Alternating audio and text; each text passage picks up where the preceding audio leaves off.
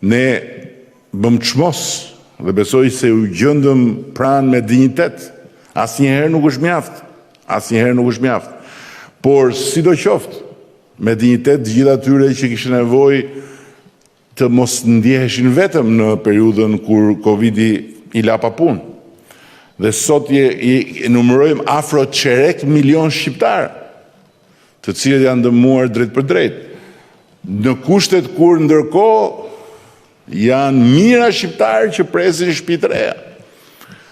Dhe ne nuk jemi Gjermania, nuk jemi as Franca, Amerika jo.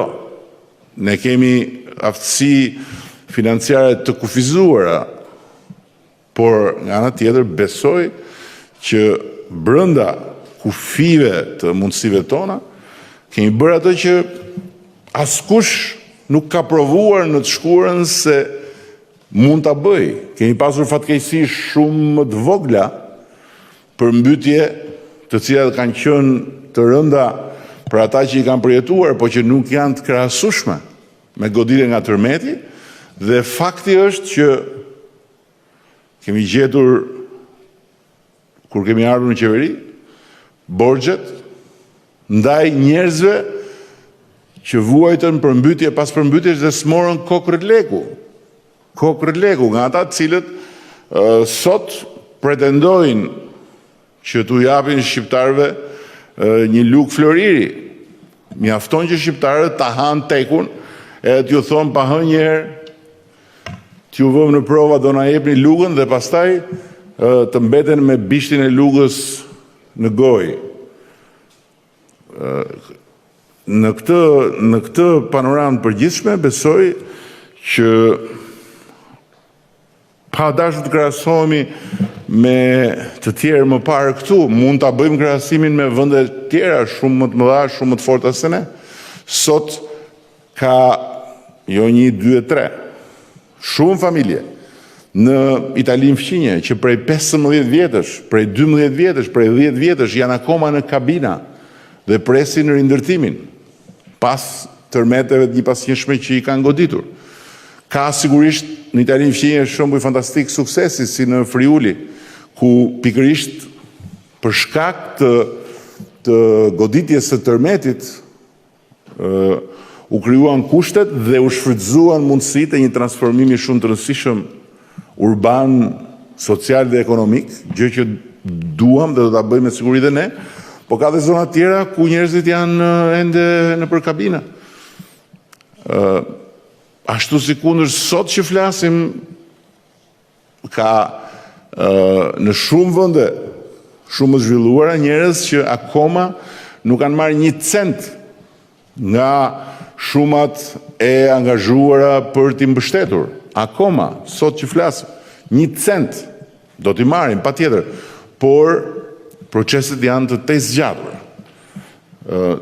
Dhe duke u kthyer tek kombinati, mendoj që ky projekt tregon shumë për atë që ne duam të bëjmë dhe i jam falendërues pa diskutim Markos, siç jam falendërues edhe Stefano Boerit apo edhe Mario Kuçinelës për projektin e spitalës, sepse këto janë projekte vërtet masive. Janë masive dhe për qytete të mëdha të Europës.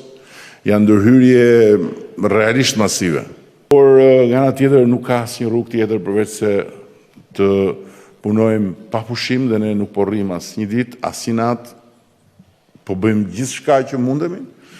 Po të mundeshim më shumë s'do e linin pa bërë, kur thot ajo fjala e vjetër, por sidoqoftë duhet durim. Duhet durim dhe me siguri më shpejt se vonë të gjitha këto që sot janë pamje mbreslënse, por në 3D të kthehen në realitet.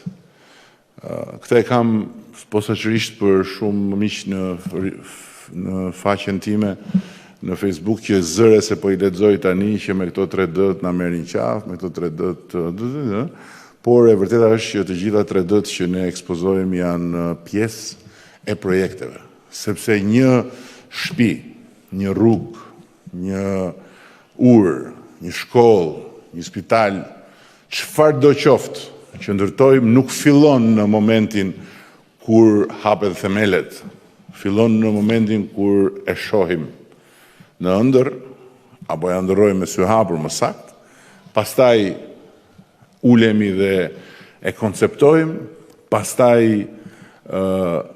fillojmë të sigurojmë financimin, pastaj bëjmë zbatimin e projektit, pastaj projekti shkon në një garë, pastaj nënshkruajmë një kontratë dhe pastaj shkojmë në territor ku fillojmë ta ndërtojmë realisht.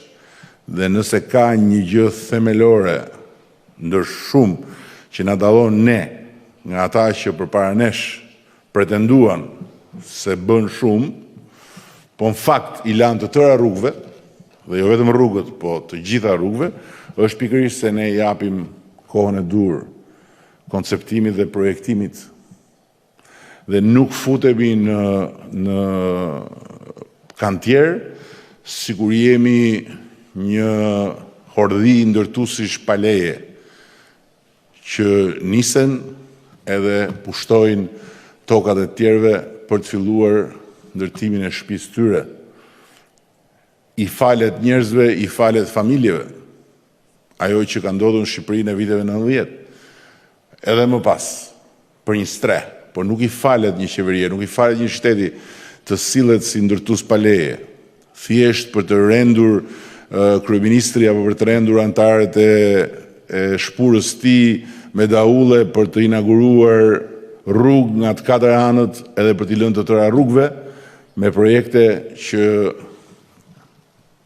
jo do të ngelnin në klasë çdo njërin që i ka hedhur ato viza, po do kishin mbushur burgjet në për vende të tjera, për krime kundër mjedisit, për krime kundër